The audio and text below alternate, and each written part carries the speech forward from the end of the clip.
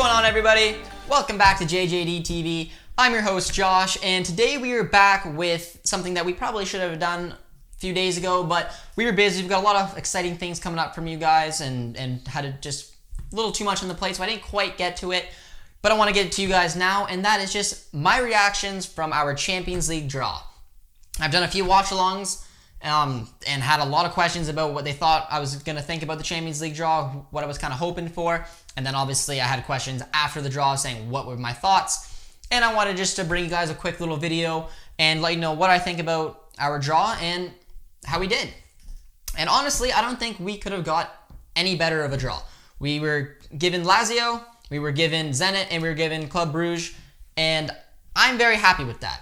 I've had a lot of people tweeting back to me and saying, I don't know why you're happy with that. Like, we should have a more competitive draw, keep the team sharp, be alert, and just keep us focused. I disagree.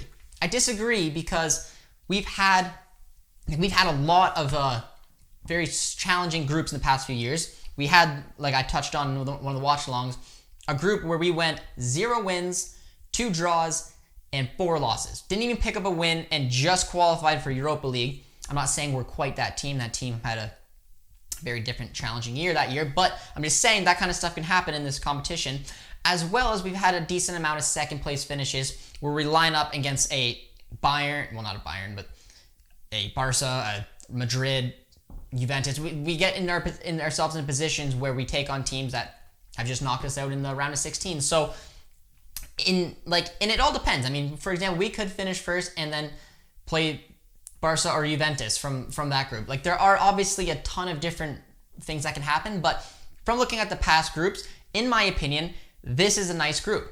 And by no means am I saying that we are going to run over the other 3 teams.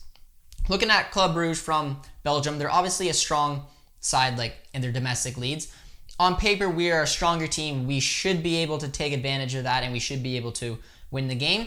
Saying that, it's never a guarantee, but that should be a decent little test for us, and there's not a crazy amount I want to throw into that team just because I feel like we'd be heavy favorites. But the other 2 teams are definitely very open games.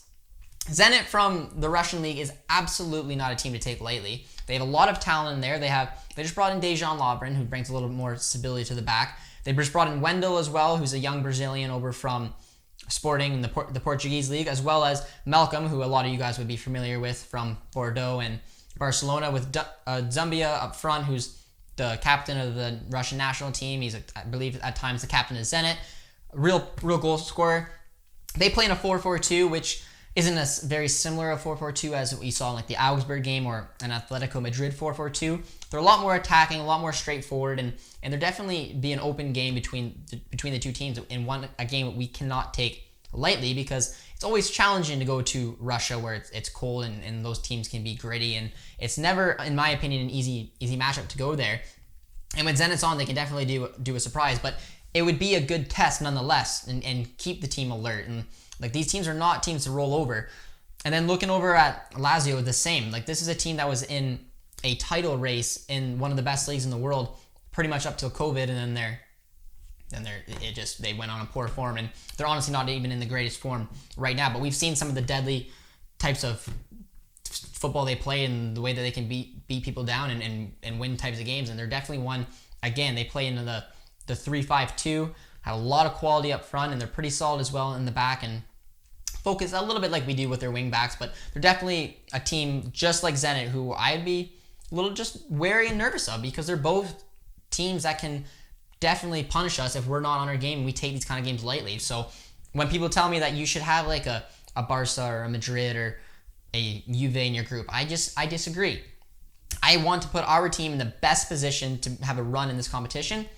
Hopefully we've had a kind group, get some run of results, get some confidence, build the team, have those tough games like the Lazio and the Zenit games, which in my opinion are going to be tough games, and then hopefully get a nice draw and potentially have a nice little route to a run in the Champions League. So I was very happy with it. Let me know what you guys think, though, because I did have a lot of people comment back at me and said I wanted a tougher draw, and I see their logic, because it could keep them up on form, I guess. But if they lose to those those more challenging teams, and then have an unlucky game against a team like Zenit, they could potentially even miss out. But nevertheless, I'm very satisfied with that. And from it, there's 3 main storylines that we're going to be following into these games. And with the first one, with even Club Brugge, we have that nice little connection because, I mean, we have a lot of Belgian players on our team. But Thomas Meunier, a lot of you guys, FIFA players, may remember that center forward card way back when, which is just fantastic. So, I mean, he's got a little bit of love for his former club, and I think he'll be very excited to go back there.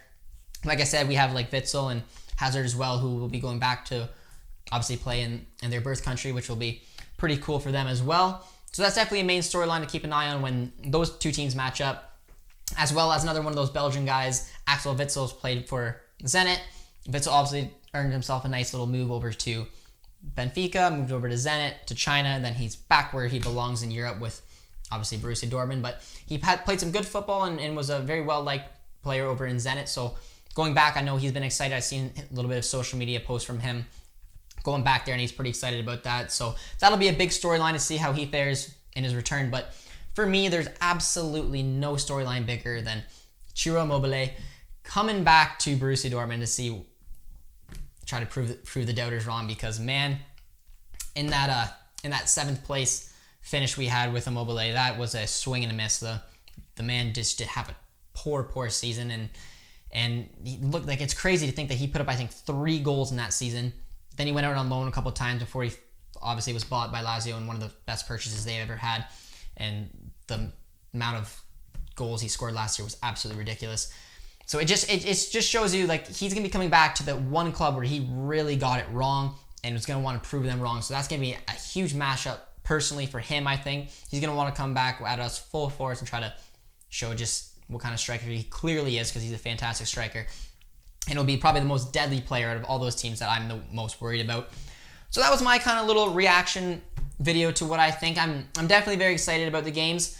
If I had to look at the group, I say that we're the favorites, but I'm going to put probably Lazio, Immobile, and obviously Luis Alberto is a very phenomenal playmaker. He's got free range to do what he wants, and he's someone to be keeping an eye on. But those 2 reasons, the reason I think they're the second favorites with Zenit, and then obviously Club Brugge, is how I list them off of how I think the group will hopefully and probably play out. But those are my reactions. So I'm sorry again that I wasn't able to get this video out a little bit earlier for you guys. But like I said, we got a lot of fun content coming out from you guys, and I was just a little busy. But definitely let me know in the comments if you guys agree with that, and if you think that that's how you think the table is going to turn out. Do you think it's Zenit maybe we got to worry about a little bit more? Are you excited about those storylines I just touched about? Will Immobile prove us wrong? He has already proved us wrong. He's fantastic. Fantastic year he had in Lazio. But definitely let me know. Be sure to comment, like, and subscribe if you're new around here, and we'll see you next time.